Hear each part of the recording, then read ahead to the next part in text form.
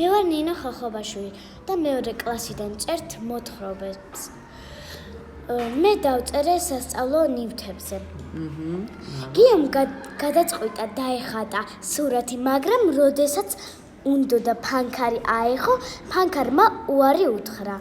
შენ ძალიან ცუდად მეკცევი და არ მოგემსახურებიო.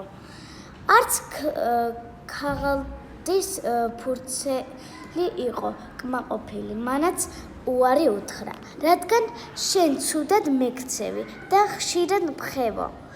გიო იძულებული გახდა აღარ დაეხატა სურათი.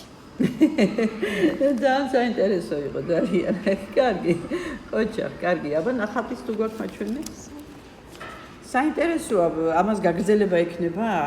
გამოსწორდება ჩვენი ბიჭი? კარგად მოექცევა ფანქარს, ქაღალდებს აღარ დახევს, ფანქარსაც მოუვლის, წვერს გაუთლის, ალბათ კი, ხო? როგორ ფიქრობ, არ გამოვასწოროთ ეს ბიჭი? მისდია. ხო, ჩვენი ნება, ანუ იმიტომ გეკითხები, რომ შენი სურვილით არის ყველაფერი და ჯობია კარგისკენ წავიყვანოთ ამ ბიჭის ქცევა, ხო? კარგია, ნინო, მადლობა.